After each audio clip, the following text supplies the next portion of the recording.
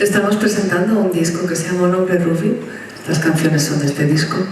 Y esta canción está dedicada a Berta Cáceres, una activista hondureña que murió hace un año y pico defendiendo el medio ambiente en Honduras, y su muerte ha quedado impune. Y os recomiendo que, si podéis, busquéis sus palabras, porque son muy inspiradoras en este momento en el que todos necesitamos fuerza para seguir adelante.